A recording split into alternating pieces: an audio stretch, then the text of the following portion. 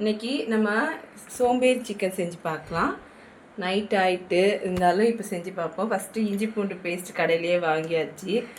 அதை ஒரு டீஸ்பூன், ஒரு 2 டீஸ்பூன் அளவுக்கு போட்டுக்கிட்டேன். அடுத்தது நம்ம கொஞ்சம் ஃபுல் வீடியோவாக போட்டுடலாம்ல. தயிர் ஊற்றிக்கலாம். தயிர் ஃபுல்லாக ஊற்றிக்கிறேன். இதில் தக்காளி சேர்க்க மாட்டேன்றாங்க எல்லோரும். நம்மளும் தக்காளி சேர்க்க வேண்டாம். அதை அப்படியே தயிரை ஊற்றிக்குவோம். தயிர் நல்லா க்ளோஸில் தயிர் ஊற்றியாச்சா? அப்புறம் போட்டுக்கிட்டோமா? ஆனால் இதில் நமக்கு வந்து காஷ்மீர் மிளகாத்தூள் இல்லை, சாதாரண மிளகாத்தூள் போட்டுக்கிட்டோம். கொஞ்சம் தனியாத்தூள் போட்டுக்குவோம். ஈஸியாக செய்கிற மாதிரி, நைட்டு வாங்கிட்டு வந்த சிக்கன் கொஞ்சம் ஈஸியாக செஞ்சு சாப்பிட்ற மாதிரி. தனியாத்தூள், வெங்காயம் வெட்டுறதையும் போடுவோம். இங்கிட்டே மிளகாத்தூள். ஆமாம், இது என்ன ஆக்சுவல் வீடியோவில் பண்ணுற மாதிரியே இருக்குமா? கேமரா நல்லா பிடிச்சிக்கோ. இந்த இடத்த பிடிச்சிக்கோ கரெக்டாக. இந்த இடத்தையா? இப்போ ஓகேவா? ஓகே, பிடிச்சிக்கோ. இந்த இடத்த பிடிச்சிக்கோ கரெக்டாக. இந்த இடத்தையா? இப்போ ஓகேவா? ஓகே. சீரகத்தூள் ஃப்ரெண்ட்ஸ் போதும். இப்போ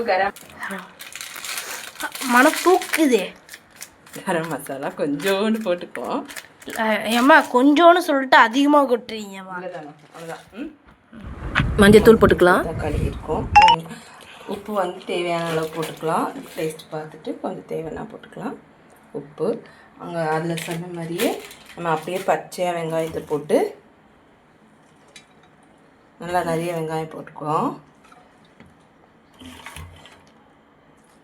போட்டுட்டு கொத்தமல்லி, வெங்காயம், கொஞ்சம் எண்ணெயை ஊற்றி நம்ம எண்ணெயை ஊற்றிட்டு அப்படியே கிளறி கொஞ்சம் நேரம் ஊற வச்சுட்டு அப்புறம் கடாயை ஆன் பண்ணி செய்ய ஆரம்பிச்சிருவோம்.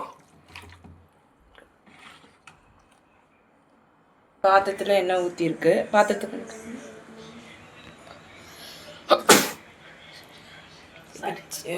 சிக்கனை போடலாம். போடலாம் ஃப்ரெண்ட்ஸ்.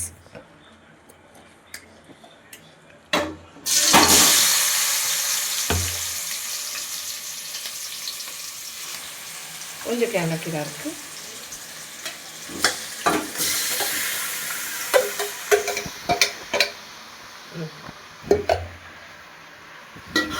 சிக்கனை போட்டு நல்லா வதக்குங்க.